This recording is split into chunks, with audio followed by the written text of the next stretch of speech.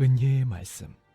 은혜의 말씀 오늘 이 시간에는 진주시 신안동에 위치한 진주 세계로교회 박명환 목사님의 설교 말씀으로 함께 하십니다. 오늘은 창세기 3장 8절의 말씀을 묵상하도록 하겠습니다. 본절을 보면 선악과를 따먹음으로 범죄한 아담과 하와가 날이 서늘할 때에 동산에 거니시는 여호와 하나님의 음성을 듣고 여호와 하나님의 낯을 피하여 동산 나무 사이에 숨었다고 말씀하고 있습니다. 그런데 이러한 아담과 하와의 태도는 그들이 죄를 범하기 이전의 모습과는 전혀 다른 것이었습니다. 성경에는 분명한 기록이 없지만 창세기 2장 8절에서 25절의 말씀을 근거하여 추정해 본다면 아담과 하와는 아마도 하나님의 음성에 기쁨으로 응답하며 생명의 근원이신 하나님과 친밀한 교제를 나눔으로써 풍성한 생명을 누렸을 것임을 짐작할 수 있습니다. 그러나 범죄한 이후에 아담과 하와는 하나님의 음성을 듣고도 그 낯을 피하여 숨어야 하는 처지로 전락하고 만 것입니다. 그렇다면 범죄한 아담과 하와가 하나님께 나아갈 수 없게 된 이유는 무엇이라 생각합니까? 그것은 죄인이 하나님을 볼 경우 죽게 되기 때문입니다. 그렇습니다. 죄인은 거룩하신 하나님을 볼 경우 죽게 됩니다.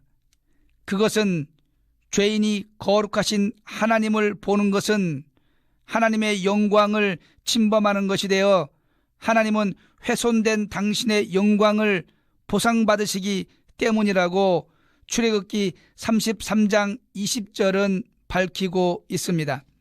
바로 그러한 이유로 구약시대 백성들의 중보자로 하나님께 세움받은 대제사장들조차 1년에 한 차례 대속제일에 하나님의 임재의 상징적 처소인 지성소에 들어가는 것을 두려워하였습니다.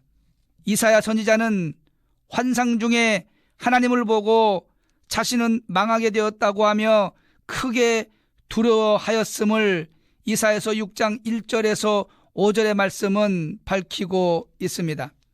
그러나 죄인이 하나님께 나아갈 수 없게 된 근본적인 이유는 인간이 죄를 범하고 하나님에 의해 에덴 동산에서 추방된 이후 하나님께 나아갈 수 있는 길이 완전히 봉쇄되었기 때문입니다.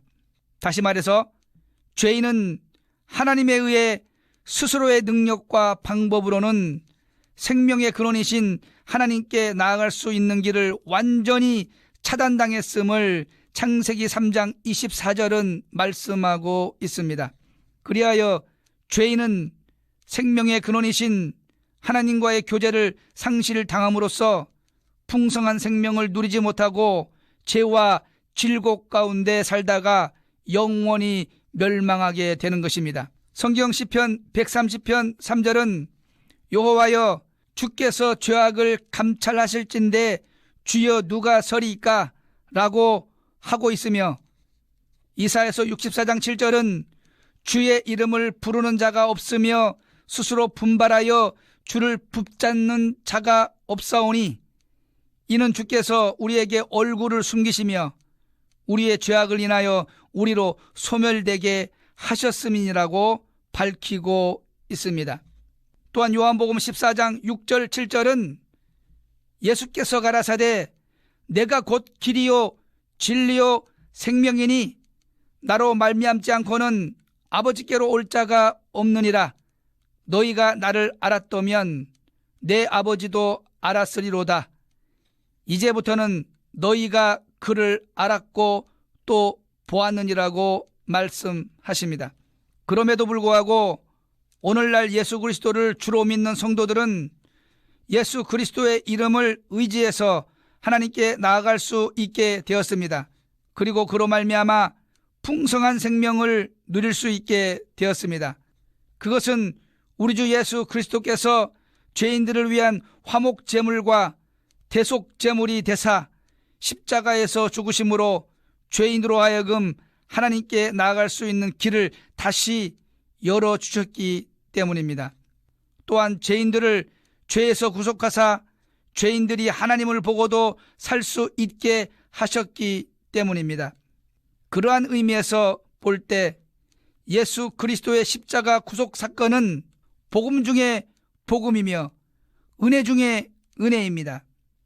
사랑하는 성도 여러분, 우리는 이러한 주님의 은혜로 생명의 근원이신 하나님과의 교제를 다시 회복하고 그로 말미암아 풍성한 생명을 누리게 되었습니다.